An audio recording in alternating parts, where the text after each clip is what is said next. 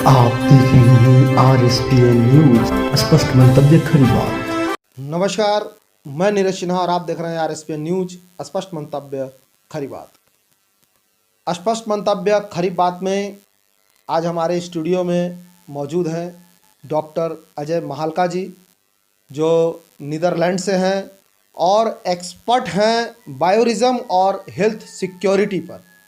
तो आज हम चर्चा करेंगे कि देश में जो ये कोरोना का महाकाल जो चला है, इस पर अभी क्या स्थिति है और ये जो नया कोरोना का नया जो स्ट्रेन आया है, इसकी क्या स्थिति है, क्या संभावनाएं हैं, बढ़ सकती है, घट सकती है। तो इसके विषय में हम कुछ चर्चा करेंगे। तो स्वागत करते हैं अजय सर आपका हमारे स्टूडियो में। Thank you Neeraj ji. Sir, ये जो कोरोना का नया स्ट्रेन आया है, तो ये क्या है? जो मार्च के समय जो लॉकडाउन हुआ था, उस वक्त जो लोगों ने कोरोना को झेला है, क्या ये उससे ज़्यादा खतरनाक है, ज़्यादा घातक है? देखिए, कोरोना जो हम लोग बोलते हैं पेंडेमिक, वो एक वायरस के कारण हुई है। और वायरस जो है उसको हम लोग कोविड-19 का नाम दिए हैं। और कोरोना उस वायरस का नाम है, ये हमेशा ह्यूमन सिस्टम में रहा है। जो कोरोना कोविड-19 जो हम लोग बोलते हैं, वो इसलिए फेमस हुआ क्योंकि इसकी इन्फेक्टिविटी रेट बहुत ज़्यादा रही। वायरस का एक अपना मूल रूप है और स्वरूप है, जो नेचर जो हम लोग बोलते हैं, वो हमेशा जब भी वो बॉडी में, ह्यूमन बॉडी में आता है या फिर किसी भी बायोलॉजिकल सिस्टम में जाता है, तो वो हमेशा अपने आप को रेप्लिकेट करता रहता है। और रेप्लिकेशन में ये कुछ गलतियां हो जाती हैं, वो डुप्लिकेट नहीं कर पाते, तो उसमें कुछ ना कहीं म्यूटेशन रहते हैं। कोर जितने स्ट्रक्चर होते हैं सारे सेम होते हैं। अभी जो प्रेजेंट नोन म्यूटेशंस इस वायरस के हैं, जहाँ तक हम लोग जानते हैं, 4000 के आसपास है। एक म्यूटेशन जो UK Boris Johnson prime minister of UK ने अनाउंस किया है, वो आपके स्पाइक प्रोटीन में है, जो इंटर करते समय है। अभी तक ऐसा कोई डेटा नहीं है कि इससे प्रीवियस स्ट्रेन से ये घातक है या बच्चों में इन्फेक्ट करता हो ज़्यादा या कहीं भी कुछ है। और दूसरी चीज़ मैं ये बताना चाहता हूँ, ख़ासकर इंडिया के रिस्पेक्ट में, कि यहाँ पर इस स्ट्रेन का कोई बहुत ज़्यादा मायने नहीं रखता, क्योंकि वो स्ट्रेन यहाँ बहुत कम पॉपुलेशन में भी है। अगर कोई बहुत ज़्यादा इफ़ेक्ट होती भी है, लेकिन कोई इफ़ेक्ट है ही नहीं, तो इस पर चिंता करने की कोई बात नहीं है। चलिए, ये तो हो गई कोरोना की बात। यार, लोगों को डर के माहौल में नहीं रहना है। नहीं, ठीक है। कभी। और अब तो सबसे बड़ी बात यह है कि खुशी का भी माहौल है, क्योंकि अब हमारे पास वैक्सीन भी है। भारत बायोटेक के द्वारा वैक्सीन बनाया गया है। तो ये जो वैक्सीन है, ये किस प्रकार काम करता है? अभी 2 वैक्सीन इंडिया ने अप्रूव की है फॉर इमरजेंसी यूज़। एक जो ऑक्सफोर्ड ने डेवलप की थी, एस्ट्राजेनिका, उसको साइंटिफिक पर्पस के लिए यूज़ कर रही हैं, मतलब पार्टनर थी। और serum, Indian institute of serum उस वैक्सीन को बना रही है। तो ये तीनों पार्टनर मिलकर के इस वैक्सीन को बना रहे हैं। इसका नाम है कोविशील्ड। दूसरी वैक्सीन जो अप्रूव हुई है फॉर इमरजेंसी यूज़, वो भारत बायोटेक की है, जो इंडियन गवर्नमेंट, हमारे बहुत अच्छे साइंटिस्ट, इंडिजिनियस आत्मनिर्भर भारत के तर्ज पर बनी है। उसका नाम है कोवैक्सीन। दोनों वैक्सीन काफ़ी कारगर हैं, और मैं ये कहूँगा कि जिनको भी ज़रूरत हो, आप उसको वैक्सीन लें।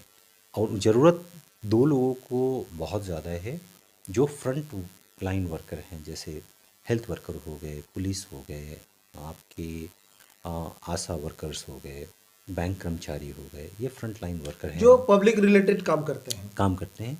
दूसरे वैसे लोगों को ज़रूरत है लेने की, जो कोमॉर्बिड सिनारियो में है, सिचुएशन में है, जो भी 60 साल से ऊपर के लोग हैं, उनको ये वैक्सीन ले लेनी चाहिए। खासकर उन लोगों को जो इम्यून सप्रेस्ड लोग हैं। देखिए अजय सर, आप तो कह रहे हैं कि जो पब्लिक रिलेटेड पर्सन है, जो वर्कर हैं, जो काम कर रहे हैं, उनको ये वैक्सीन उनके लिए अनिवार्य है। अनिवार्य। ठीक है। लेकिन कुछ ऐसे राजनीतिक दल के लोग हैं जिन्होंने इस वैक्सीन को साफ मना कर दिया है, और उन लोगों ने एक आम जनता के बीच में एक अंधविश्वास भी फैलाया है कि इस वैक्सीन को लेने से नपुंसकता बढ़ जाती है। तो किस हद तक यह बात सही है? मैं तो इसे अंधविश्वास मानता हूं। तो आप थोड़ा सा दर्शकों को ये क्लियर कीजिए कि वैक्सीन जो है इससे क्या संभावनाएं हैं, शरीर के अंदर में क्या चीज, हमारे शरीर का कौन सा ऐसा चीज है जो बढ़ जाता है और हम इस बीमारी से बचते हैं। जैसा आया तो लोगों ने कहा कि आप अपनी इम्यूनिटी पावर को बढ़ाइए। तो क्या वैक्सीन हमारे इम्यूनिटी पावर को डेवलप करता है? देखिए, आपने दो क्वेश्चंस किए हैं। पहला क्वेश्चन, मैं कोई किसी भी पॉलिटिकल पार्टी और उनसे मैं वाकिफ़ नहीं रखता और मुझे कोई मतलब भी नहीं है। मैं आपको ये बताना चाहता हूँ कि ये दोनों वैक्सीन, जो एस्ट्राजेनिका और भारत बायोटेक की वैक्सीन है, न वो किसी को नपुंसक करती है, न किसी भी तरह का कोई ऐसा जो अपवाद है कि जनसंख्या नियंत्रण या फिर जितने भी अपवादों को आप मानते हों या सुनते हों, ऐसा कहीं नहीं है। ये जितनी भी वैक्सीन बनती हैं देश के लिए नहीं बनती, पूरे मानव समाज के लिए बनती हैं। जो वैक्सीन इंडिया में डेवलप हुई हैं वो और भी कहीं जाएंगी, तो किसी एक सेक्शन के लिए नहीं बनी है, किसी भी इसके लिए नहीं बनी है। मैं वैज्ञानिक, मतलब यह बात सरासर मतलब गलत है कि वैक्सीन का कोई साइड इफेक्ट है ये जो... हो सकता है कि जिसने भी ये बात कही हो वो नाव समझदारी में कही हो, मैं उससे वाकिफ़ नहीं रखता। मैं सिर्फ अपनी बात एज ए वैज्ञानिक ये कहना चाहूँगा कि जो वैक्सीन बनी है वो सही है, और हम लोग कोई कही हुई बात को नहीं मानते। जो हमारे पास जो आंकड़े हैं, जो डेटा आते हैं, हम उनको मानते हैं, और डेटा दर्पण की तरह साफ होते हैं। अगर कुछ गलती होगी तो हम क्यों उस समाज में लाने देंगे। और एक बात बताइए मुझे कि कोई भी गवर्नमेंट इतने बड़े समाज को, इतनी बड़ी जनसंख्या को कोई गलत चीज़ क्यों देगी? सही बात है। दूसरा क्वेश्चन जो आपने ये कहा कि वैक्सीन जो भी है वो क्या इम्यूनोलॉजिकल रिस्पॉन्स, तो देखिए, वायरस को कंट्रोल करने के लिए बॉडी में इम्यूनोलॉजिकल रिस्पॉन्सेज होते हैं, ठीक है, और उसी के कारण जो है वायरस ख़त्म भी होते हैं। छोटे बच्चों में इम्यूनोलॉजिकल रिस्पॉन्स अच्छे हैं, जिनमें इम्यून सप्रेस्ड लोग हैं उनमें कुछ कम है, तो इसी कारण उनमें वायरसेस कुछ लंबे समय तक रहते हैं। वैक्सीन का काम क्या है कि ये इनर्ट वायरस का ही एक पार्ट होता है, वो हम देते हैं, या फिर एक प्रोटीन का पार्ट है जो हम देते हैं, उससे आपका इम्यूनोलॉजिकल रिस्पॉन्स जनरेट होना स्टार्ट होता है, और आपका जो पूरा इम्यून सिस्टम है उसको मेमोराइज करता है कि ये एक अलग फॉरेन पार्टिकल है।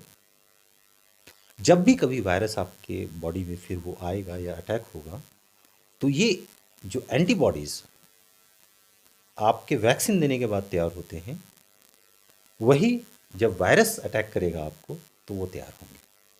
चलिए, पर अगला सवाल जो हम डॉक्टर अजय साहब से पूछने जा रहे हैं वह है हमारे राज्य से संबंधित। तो अजय सर, आप दर्शकों को ये बताइए कि गुजरात के अपेक्षा, महाराष्ट्र की अपेक्षा, दिल्ली की अपेक्षा झारखंड राज्य में कोरोना से संक्रमित लोग कम पाए गए, इसका क्या कारण हो सकता है? देखिए, इसके 3 रीज़न हैं। सबसे पहले तो मैं यहाँ के जो मुख्यमंत्री हैं हेमंत सोरेन जी, और जितने भी विधायक हैं, मैं लातेहार का रहने वाला हूँ, श्री बैजनाथ राम जी को भी धन्यवाद देना चाहूँगा, श्री हेमंत सोरेन जी को भी देना चाहूँगा, हमारे जो हेल्थ मिनिस्टर हैं श्री बन्ना गुप्ता को भी धन्यवाद देना चाहूँगा। वो इसलिए कि इन्होंने शुरुआती दौर से ही बहुत प्रोएक्टिव मेजर्स लिए, और हेमंत सोरेन जी के डायरेक्शन में, बन्ना गुप्ता जी के डायरेक्शन में जितने भी विधायक थे, उन्होंने सही में एडमिनिस्ट्रेटिव लेवल तक उन्होंने बहुत अच्छा काम किया। एक मैं आपको एग्जांपल दे देता हूँ कि झारखंड ही एक ऐसी स्टेट थी जो माइग्रेशन, द रीज़न जो कोरोना स्प्रेडिंग की बात चल रही थी आज से लॉकडाउन के पहले, झारखंड एक पहला स्टेट था जिसने इनिशिएटिव ली कि हम ट्रेन एक्सेप्ट नहीं करेंगे, और ये मुहिम जो है एक नेशन वाइड लॉकडाउन के लिए ट्रिगरिंग पॉइंट थी। बात दूसरी आते हैं जो व्यवहारिकता और प्रैक्टिस में जो है, देखिए, यहाँ जो पर्यावरण है, एक तो शुद्ध है, दूसरी जो चीज़ें हैं, यहाँ के लोग पान और अश्वगंधा को एज ए आयुर्वेदिक हर्ब भी यूज़ करते हैं और एज ए इंजॉयमेंट भी खाने के बाद या फिर बहुत सादगी से यूज़ करते हैं। और इन दोनों में ऐसे कंपाउंड्स हैं जो इनहिबिशन, जो वायरस इनहिबिशन है उसको रोकते हैं। दूसरी चीज़ मैं ये नहीं बोलना चाहूँगा कि स्मोकिंग करें, बट निकोटीन की जो प्रचलन यहाँ है वो भी एक तरह से वायरस अटैक को रोकने में सक्षम रही है, क्योंकि फ्रांस का एक डेटा रहा है कि निकोटीन, नॉट स्मोकिंग के रूप में नहीं, लेकिन आप अदर फॉर्म में अगर निकोटीन लेते हैं तो वायरस को कहीं ना कहीं 80% तक इनहिबिट रोक सकता है। तीसरी बात जो रही, यहाँ बहुत सारे NGOs काम करते हैं। गांव के लोग, मैं आपको सच बताऊं, जो हम मानते हैं कि गांव के गंवार नहीं है, वो हमसे सबसे ज़्यादा समझदार हैं। किस स्तर पर?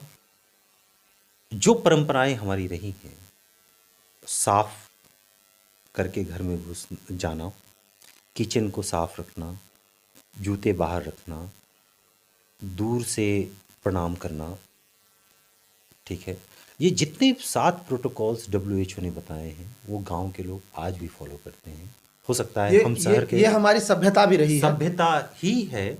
ऐसे भी कहा जाता है कि जो हाथ मिलाने की जो परंपरा है ये पश्चिमी सभ्यता के लोग, पश्चिमी सभ्यता की परंपरा रही है। और मैं इसलिए बोल रहा था कि 70% जो आबादी है झारखंड की, 80% आबादी गांव में रहने वाली है। सही बात है। ठीक है, हो सकता है हम शहरीकरण के कारण बहुत सारी चीज़ें भूल गए हों, गांव के लोग आज भी परंपरागत रहे हैं। और परंपरा का मतलब ये नहीं हुआ कि वो कुछ गलत है, संस्कार जो थे हमारे उसको उन्होंने ये दिखाया है कि वो संस्कार अभी भी इस महामारी में वही संस्कार हमारे काम आए हैं। तो अजय सर, आज की जो परिस्थिति चल रही है, राज्य की बात अगर हम करें तो हमारे माननीय मुख्यमंत्री जी के लिए एक वैज्ञानिक के स्तर से क्या सुझाव होना चाहिए? देखिए, उन्होंने बहुत अच्छा काम किया है, मैं उनको धन्यवाद देना चाहता हूँ। और मैं इसलिए धन्यवाद देना चाहता हूँ कि हेमंत सोरेन जी ने जो इनिशिएटिव लिए, कोलिशन गवर्नमेंट होने के बाद भी, ये बहुत मतलब माननीय, मतलब कि एक ये है। लेबर माइग्रेशन के समय उन्होंने जितनी पहलता से काम किया है वो बहुत इम्पोर्टेंट रहा है। मैं एक सुझाव जो देना चाहता हूँ एज ए साइंटिस्ट, कि जितनी भी वैक्सीन्स अब लग रही हैं उसको आप प्रोएक्टिव रूप से लोगों को मोटिवेट करें। दूसरी जो समस्या नहीं है लेकिन सुझाव है कि हमारे जितने भी हेल्थ कर्मी हैं, साइंटिस्ट हैं, उनको एक तरह का सम्मान दें और वो प्रोत्साहित करें कि जो अच्छे लोग हैं, जो जानकार लोग हैं, वो शहर शहर गांव-गांव जा कर के अच्छी चीज़ों का इसके बारे में बताएं, प्रचार करें, ताकि लोगों में जागरूकता हो। ये एक चीज़ें चली आ रही हैं, हम लोग उसको बोलते हैं व्हाट्सएप यूनिवर्सिटी। भ्रांति जो फैलती है, भ्रांति को कम करना एक अपने आप में बहुत बड़ा इलाज है। सही बात। तो इसके लिए अगर मुहिम छेड़ी जाए झारखंड से तो बहुत अच्छा रहेगा। तो अजय सर ने बहुत अच्छी अच्छी बातें बताई। कोरोना से लोगों को डरना नहीं है, क्योंकि हम कोरोना से पूरी तरह से सुरक्षित हैं। और आज खुशी की बात यह है कि आज हमारे पास कोरोना से लड़ने के लिए जो मुख्य हथियार होते हैं, जो वैक्सीन होते हैं, वो वैक्सीन हमारे देश में अवेलेबल है। बस हमें सरकार का साथ देना है और सरकार के बताए गए नियमों का पालन करना है। अजय सर ने राज्य के प्रति जो सुझाव दिया है, हमारे माननीय मुख्यमंत्री श्री हेमंत सोरेन जी को हम लोगों के बीच जागरूकता बढ़ाना होगा। तो इस कार्य को जल्द से जल्द सिर्फ माननीय मुख्यमंत्री जी नहीं, हम आम आदमी भी मिलकर जागरूकता लोगों में बढ़ाएं, अपने राज्य के लिए, अपने देश के लिए आगे बढ़ें। और जैसा कि अजय सर ने बताया कि जितने भी पब्लिक रिलेटेड कर्मी हैं, जो पब्लिक के बीच में रहते हैं, जैसे बैंक कर्मी हो गए, स्वास्थ्य कर्मी हो गए, इन सबों के लिए यह वैक्सीन अति आवश्यक है। और एक स्वच्छ देश, स्वच्छ राज्य के सपने को देखते हुए मैं यह कह रहा हूँ कि इसे अगर हम अपने जीवन में अनिवार्य रूप से लें तो हमारा देश भी सुरक्षित है, राज्य भी सुरक्षित है और हम भी सुरक्षित हैं। तो ऐसे ही जानकारी भरी खबरों के लिए जुड़े रहिए RSPN न्यूज, स्पष्ट मंतव्य, खरी बात। Thank you. आप देख रहे हैं RSPN न्यूज, स्पष्ट मंतव्य, खरी बात।